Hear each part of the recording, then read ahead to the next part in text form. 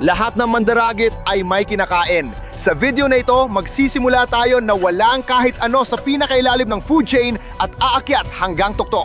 Gaano kalaki ang mga mandaragit? May isang paraan para malaman. Lalalala pa itong mas malala. Masasabi kong sigurado yan! Woohoo! Mga pare, kararating lang natin dito at sa 3 araw kahit anong mahuli kong hayop ay gagawin kong pain sa susunod kong huli. Magsisimula tayo sa maliliit na hayop at unti-unti tayong aakyat sa mga dambuhala. At sino ang nakakaalam? May hangganan ba? Malalaman natin. Ito ang mga gamit na meron tayo para magsimula. Nandito ang maskara ko, nandito ang itak ko, isang simpleng linya ng pamingwit at syempre itong malupit na gamit. Meron din tayong quick revive dito. Alam na nyo namang gagamitin lang natin to pag wala na talagang paraan. Sino kaya mga hayop ang nandoon? Baka may mga halimaw na di nyo pa nakita. Ngayon at sa mga susunod na araw, aakyat tayo sa food chain mula sa pinakamaliit hanggang sa pinakamalalaking hayop sa dagat. Hindi rin natin alam kung anong matatagpuan natin sa dulo. Pero hindi lang yon mga tol. Wala akong pagkain kaya kailangan natin kumuha ng kaunting karne sa bawat mahuli nating hayop para may makain ako. Kunin na natin ang mga gamit. Simulan natin galugarin ang isla na ito, mag-ipon ng pain at magsimulang mangisda. Tara na!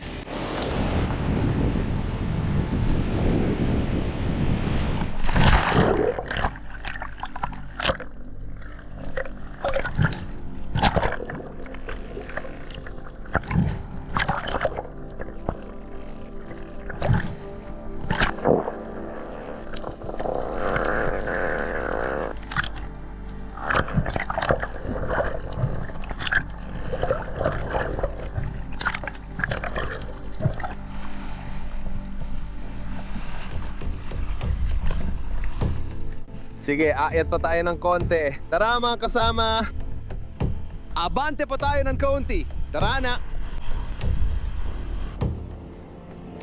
Kakarating lang natin dito sa batong nakausli mga kasama at pwede tayo maghanap ng makakain dito at makahanap ng tay na pwede nating gamitin. Lahat ng gusto ko ay nandito lang sa gilid ng tubig mga kasama. Makikita niyo na, mabilis umaakyat ang tubig. Kailangan nating bumaba, kumuha ng gamit at bumalik agad sa ligtas na lugar. Siguraduhin nating walang malalakas na alon mga kasama.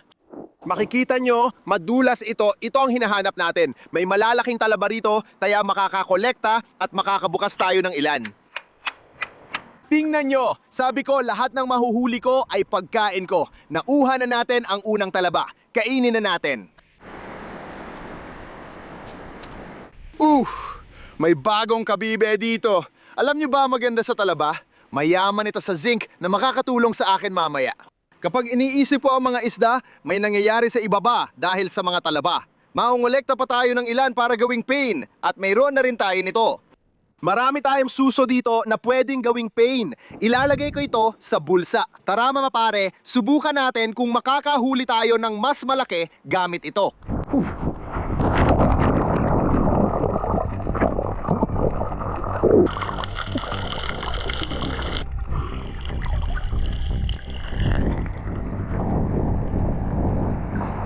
Nag-scavenger mode tayo at nakapulot ng suso. Dudurugin natin ang mga ito. Lalabas ang amoy ng hayop, mailalagay natin sila sa maliit na linyang hawak kamay at madadala pa ng kaunti sa laot. Sige, durugin na natin ito. Pahinga na sa paraiso mga suso! Ganito ang ginagawa ng karamihan sa mga chef sa mga pampalasa mga pare. Pero dito sa isla, ginagawa natin ito sa mga suso. Sana makahanap tayo ng mas masarap na pagkain. Mga pare, hindi talaga paborito kong pagkain ng talaba. Pero sana, pagkatapos ng hamon na to, makakuha tayo ng sobrang sarap. Yan ang magiging perpektong pain para sa handline. Nilagay ko na ang mga suso sa bulsa ko. Tara, lumangoy na tayo papunta sa bangka. Sa hamong ito, palalim tayo ng palalim at hahabulin ang pinakamalalaking hayop. Umaakyat na tayo sa food chain. Mereto rin ang kapitan natin, OG ng channel na siguradong kilala nyo mga pare. Ibababa natin ang handline gamit ang nakuha nating mga suso. Kuya, may mahuhuli ba tayong isda dito? Sige, yung huling nahuli natin ay maliit na suso mga pare. Hindi na kailangan ng marami para mag-upgrade. Ihulog natin ang linyang hawak kamay at tingnan kung anong mahuhuli. May suso tayo, ilagay sa kawit. Ibinaba na natin siya. Sige, naabot na natin ang ilalim. Naghihintay lang ako na may isda na humila ng linya mula sa kamay ko at saka ako biglang hahatakin. Maliit lang ang kawit natin at yung maliit na suso lang ang pain. Kaya kailangan nating maghintay at magpasensya dito.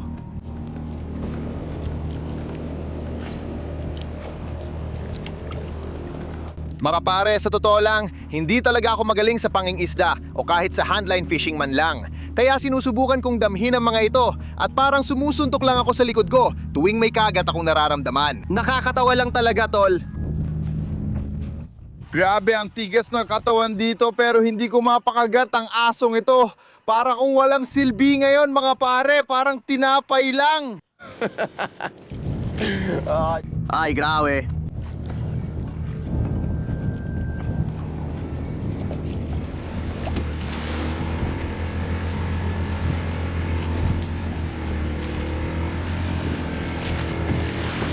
May bigat akong nararamdaman, pero di ko alam kung ano. Oh, sige, may nakuha ako. May mabigat, mga pare. Ano to? Hindi pwede. Literal na nahuli ko ang isang supot ng Sicilia na palutang-lutang. Nagbibiro ka ba?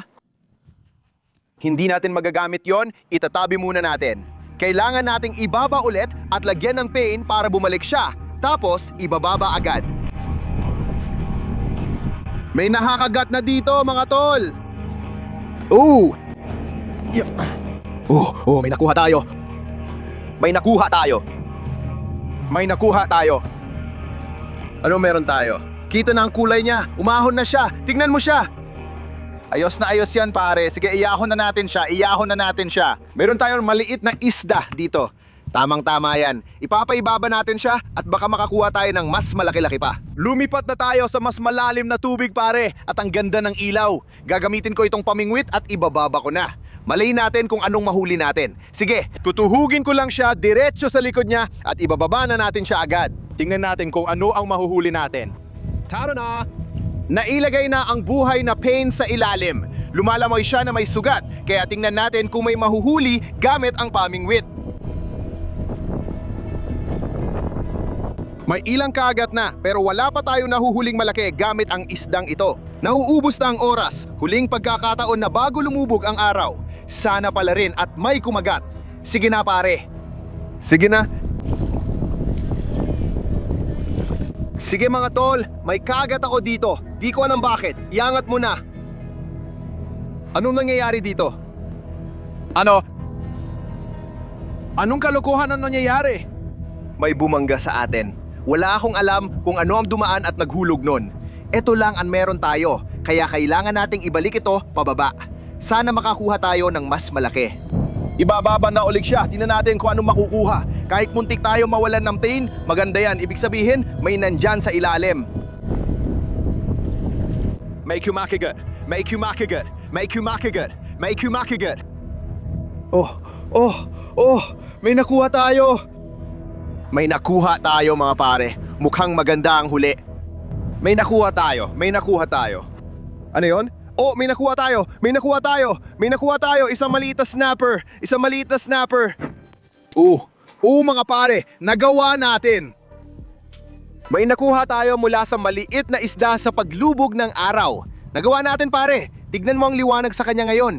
Ang ganda, pare. Napakagandang maliit na isda. Tinira niya talaga. Parang magandang maliit na emperor o isang uri ng snapper ito. May dala tayong buhay na pain na inihulog natin. Mukhang paunti-unti lang sigurong kinakagat ng isdang ito yon mga pare. Pero upgrade na ito. Umaakyat tayo sa food chain. Lumalaki ang mga hayop at lumilipat tayo sa mas malalim na tubig. Kukuha ako ng sashimi mula sa isdang ito at gagamitin natin bukas mga pare dahil mas lalayo pa tayo. At sisisid ako sa ilalim ng dagat para sana makahanap ng mga kakaibang hayop. Kasi kadalasan sobrang puti ng laman nila. Kaya tingnan natin dito kung pareho rin. Malaki masyado ang kutsilyo para sa isdang ito, pero huwag mag-alala mga pare, sana sapat ito para sa huling isda.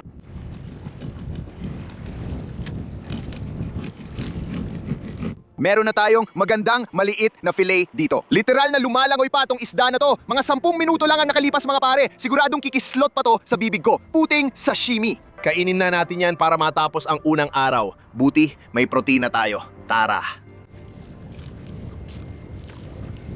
May mga babae sa loob. Uy, mabait talaga yung babae. Mas okay sana kung may toyo mga tol, pero kailangan ko talaga ng protina. Alam nyo naman, itinatabi natin kalahati ng isda para bukas dahil di natin alam ang mangyayari. Mas lalayo pa tayo, hahanap ng mas malalaking hayop at magiging mas wild ang lahat. Kita-kits, bukas na maaga. Tara!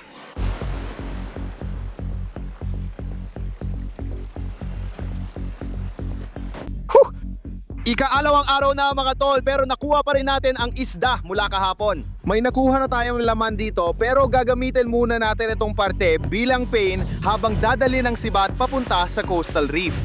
Kahapon nangingisda tayo gamit ang pamingwit, pero pinalitan na natin yon. Ngayon mga tol, kailangan nating makahuli ng mas malalaking hayop. Mas titindi na ang mga pangyayari at may makikita tayong nakakagulat sa ilalim ng tubig. Nandito na ang isda natin mga tol, pero dapat tayong mag-ingat sa paggamit nito. Ang iniisip ko, pwede nating lagyan ng tubo. Lalagyan natin ng tubo ang fillet sa parteng ito. Habang dahan-dahang lumulutang ito sa agos, sana may mas malalaking hayop na lalapit para makita kung anong pain o chum ang dumadaan sa tubig. Doon ko gagamitin ang pole spear at sisid pababa, sana makakuha tayo ng mas malaking isda. Yan ang plano, pero pagpasok sa tubig, kahit ano pwedeng mangyari. Sunduin tayo ng kapitan, punta tayo sa mas malalim. Darating na ang malalaking hayop.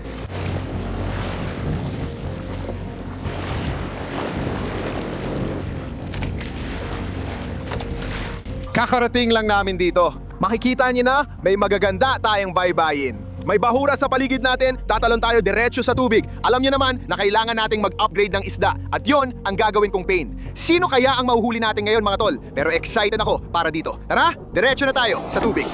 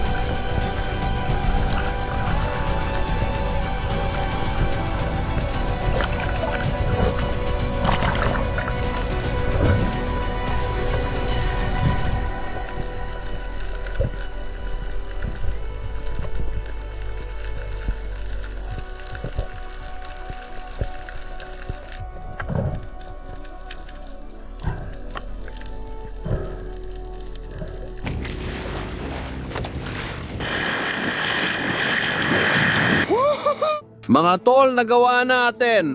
Long tongue yan, parang crocodile fish. Tingnan nyo mga ngipin yan. Pumasok ang isdang to dahil naamoy niya ang isda na nakuha natin kahapon gamit ang pamingwit. Naglalakbay sila sa ibabaw ng tubig ang mga hayop na to at talagang tumatalong-talon sila at parang marlin na pangmahirap. Kaya meron silang tuka dito at eksaktong parang buwaya. Ang ginagawa nila, kakagatin nila ang kanilang biktima at pagkatapos ay ngangat natin nila ito at saka nila sisipsipin pabalik sa kanilang bibig. Itim na itim ang kulay nila sa ibabaw at maputi naman sa ilalim. Dahil dito, halos di sila makita ng ibang hayop mula sa itaas dahil sa anino at maliwanag naman kapag tiningnan pataas sa araw. Kapag niluto natin ang hayop na ito, kakaiba ang kalansay niya. Ipapakita ko sa inyo, pero kailangan muna nating magsindi ng apoy sa tabing dagat. Kailangan nating magtabi ng kaunting karne nito mamaya para sana makaakit tayo ng isang halimaw. Ngayon, ang maganda sa mga isla ay maraming driftwood na pwede nating gamitin. Perpekto ito. Ano yon? Diaper ng bata. Ayaw nating ilapit yan sa apoy.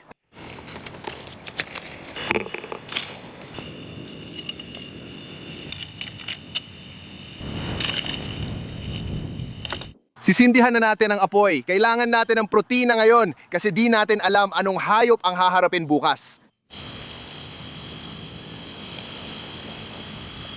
Nakasindi na ang apoy. Magkomento na kayo, umiinit na ang comments ngayon.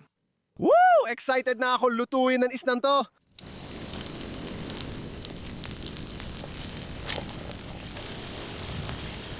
Lilinis natin to. Mga tol, kailangan maging mapili tayo ngayon dahil marami sa isdang ito ang kailangan nating gamitin para makahuli ng dambuhala bukas. Pero, kailangan ko rin ng pagkain. Perpektong isda ito, parang makinang napilak. Kaya siguro, kalahati lang ng isda ang gagamitin natin. Itong ibabang kalahati, ito na ang pagkain natin mga tol. Tatanggalin lang ang laman loob ng isda, tapos pwede na itong iluto sa apoy. Oo, yan ang lahat ng laman loob. Ayaw natin ng kahit alin dyan. Itapon na natin yan, hugasan natin siya, pwede na siyang iluto agad sa apoy.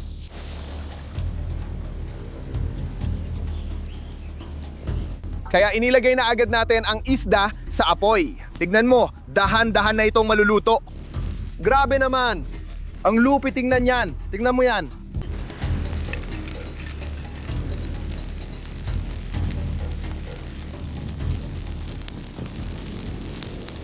Niluluto na natin ang isda ngayon sa primitibong paraan sa apoy.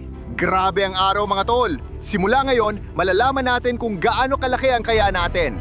Gagamitin natin ang ultimate na pain. Ayos ang isdang ito para bukas sa malalim na bughaw na dagat. Sino ang nakakaalam ng mangyayari? Excited ako, medyo kinakabahan, pero tumitindi ang pananabik. Sana may halimaw na dumating. Ang ganda ng isda, inihaw sa apoy. Alisin na natin siya. Oh, sige. Tingnan mo yan, Diyos ko. Tingnan mo yan. Kulay ginto talaga ito. First time kong iluto ang ganitong isda direkta sa apoy. Medyo malaki siya, pero narinig ko na ang kakaibang bagay tungkol sa mga buto nito at nakita ko na rin sa mas maliit na isda. Tingnan mo yan. Pare, mukhang masarap. Kumuha ako ng kaunting laman, may konting lasa ng uling. Subukan natin mga tol. Sasabihin ko ng tapat kung ano ang lasa nito.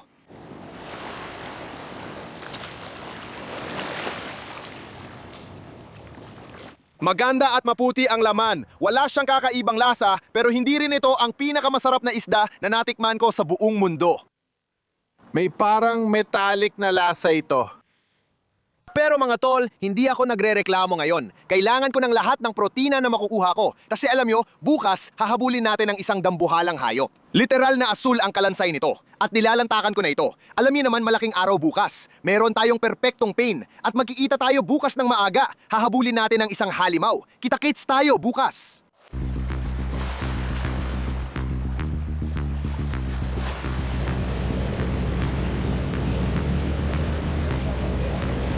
Magandang umaga sa inyo mga tol at araw na ng ikatlo ngayon at nakita nyo kahapon na sobrang astig ng araw natin sa pagdadive. Mga tol, gagamitin natin ang pain na yon at ililibot sa ilan sa pinakalupit na bahura sa mundo.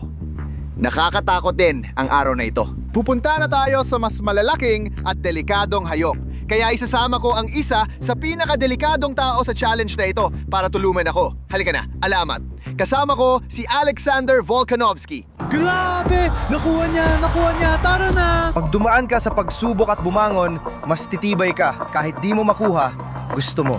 Yan ang tunay na kampeon. Papasok na si Alexander Borg at Volkov, isa sa pinakamapanganib sa division. Sana ganun din ang iniisip ng iba.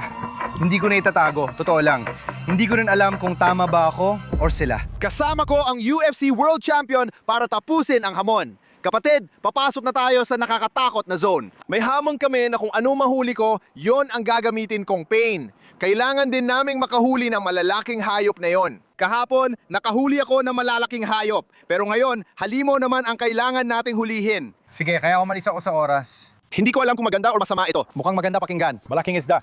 Pero maaring maging masakit din ito kasabay niyan. Oo, delikado ito kuya. Sigurado ako, sa pagtatapos ng hamon na to, may napakalaki na tayong nakakawit. Excited na ako makita kung paano mo to haharapin. Tingnan natin kung paano tayo abante. Ilalagay na natin ang pain dyan, simulan na nating ikutin ang bahura. Sana makakuha tayo ng mas malaki. Gagamitin natin yon at dadaling ko kayo sa torture chamber. Sana makahanap tayo ng dambuhalang halimaw ng bahura. Excited na ako. Sige, gawin na natin to. Tirana!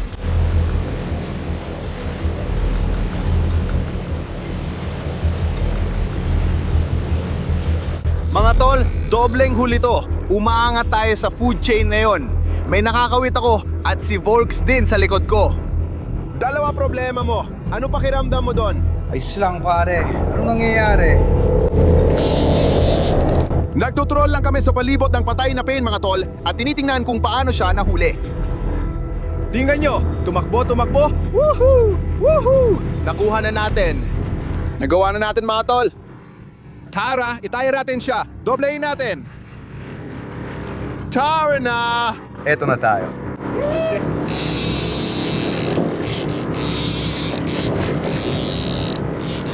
Pare, di mo kailangan tumalon dito para sa pinakamabangis na hayop. May nahuli ka na ng malaking Spanish mackerel. Kakatapos ko lang din makahuli na mas maliit sa likod. Ashton Ilans. Ang sarap talaga. Maganda ba ang pakiramdam? Kailangan ko sabihin na nakakain ako ng maayos. Pagkatapos, bigla na lang itong sumiklab. Ganon na nga ang mangyayari. Heto na, aya. Ayos yan. Tara na. Heto na, tapos na, heto na. Oh, meron na, mga tol, grabe yun pare. Ako at si Vok, sabay kami nakahuli at nakuha namin itong malalaking Spanish mackerel kapatid. Hindi pa ito ang dulo ng hamon mga tol. Kahit malalaki na ito, kukuha pa tayo ng mas malaki pa. Ayos ang saya nun, kaya magiging mas matindi na ngayon. Magiging mas matindi na ito. Talagang magiging mas matindi na ito. Masarap itong kainin at maghihiwa rin tayo ng kaunting sashimi mula rito. Pagkatapos kukunin ang kalansay at ihuhulog para sa dambuhala.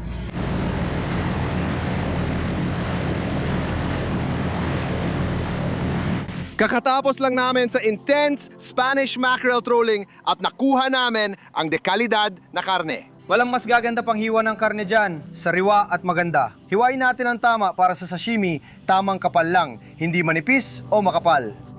Hanapin ang tamang lapad niyan. Siguro tayo at wasabi lang. Anong binabasa mo? Ikaw magdala sa akin doon, kuya. Sige, gawin na natin. Dahan-dahan lang, may linya na ako susundan. At sa tingin ko, perfecto na yan. Kita mo, may maganda at perpektong hiwa na tayo rito. Maganda ang pagkakahugis nito. Natanggal na ang kaunting dugo. Siyempre, natanggal na rin ang balat. At ngayon, hinihiwa-hiwa na lang natin ito. Perpektong merienda ito bago tayo maghanap ng halimaw, mga tol. Pakita mo kung paano mo ayusin, kuya. Alam ko na hindi lahat gusto ang wasabi mayo, pero ito na siguro ang paborito kong kain ng sashimi ngayon. Masarap dalang toyo at wasabi, pero mas gusto ko lagyan ng konting wasabi mayo, kaya hindi ko na dadagdagan. Kunin na lang nila kung gusto nila. Ano masasabi mo? Ilagay mo na lang dyan. Ilagay mo na lang lahat. Sige, hayaan mo ako nang maglagay ng marami. Mahilig ako sa toyo at wasabi. Lagay mo na dyan, ayos na. Tagay kapatid, kain muna tayo bago habulin ng halimaw. Tara. Maganda! Kailangan ko ulit kumuha niyan. Kailangan mo ng maraming protina ngayon dahil hahabulin natin ang hare ng karagatan gamit ang bangkay ng hayop na ito. Handa ka na ba? Handa na ako. Tara na! Tara na!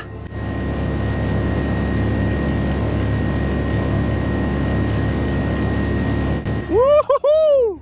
Mga pare, may lakas na tayo at nakuha na ang pain para sa halimaw at ang malaking rod at reel. Dito natin susubukan ang hangganan para sa pinakamalupit na tao sa mundo, kasama ang pinakamalulupit na hayop na mahahanap natin sa malalim na asul na dagat. Handa ka na ba, Bolt? Handa na ako, hindi ko muna susubukan agad. Mabutit may makakain tayo, kaya may kaunting lakas na ako. Susubukan na natin ngayon. Ibababa natin ito at pupunta sa mga halimaw ng kalaliman. Uupo tayo sa death chair at panahon na para makahuli ng halimaw. Sige, gawin na natin, gawin na natin. Tara na!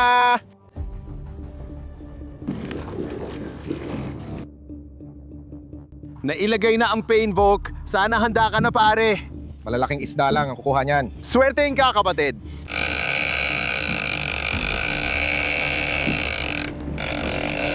Nandyan lang yan, bro. Nasa ere, pare. Sige, simulan mo na, pare.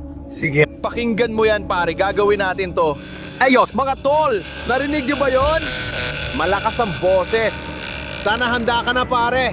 Papasok ka na sa death chair. Sige, ang silid ng papapahirap. Tara na. Tara na! Upo siya ngayon sa upuang ito! Heto na tayo.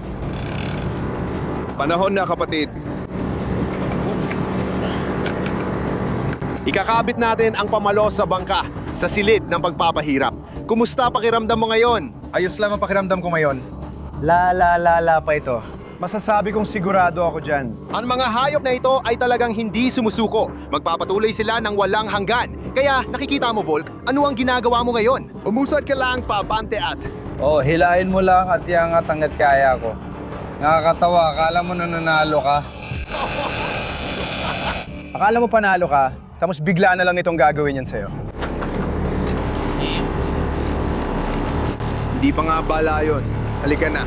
Sige mga pare, kumagat na ang una nating malaking hayop sa pain. Bob, ano nangyari doon? Hindi ko alam, baka may nagawa ako. Hindi ako sigurado. Ako ba may nagawa? Hindi ko alam. Tingnan natin kung ano nangyari. Tingnan natin kung ano mangyayari. Wala nang pain dito, sigurado yan.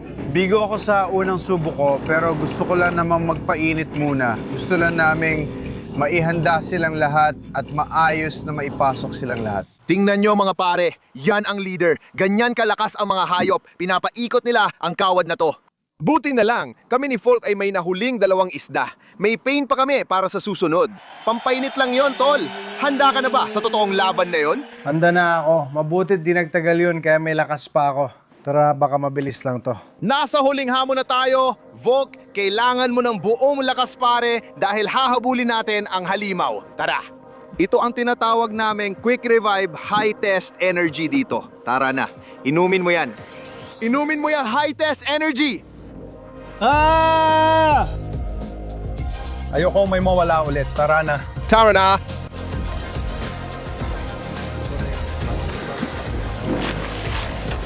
Tara!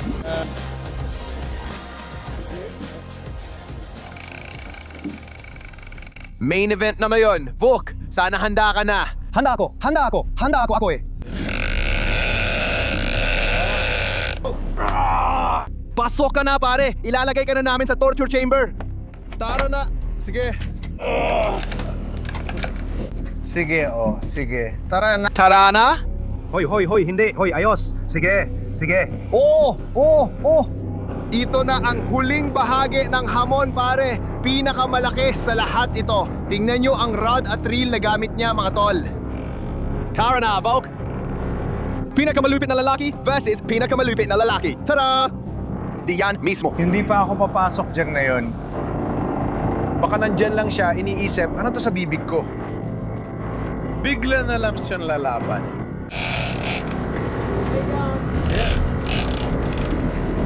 Sige! Uy, Kraken! Nakuha na natin siya. Baka hindi pa. Ayan na, eto na tayo. Grabe, tingnan nyo kung ano meron. Malaking bull shark mga pare. May halimaw tayong buoy. Boss.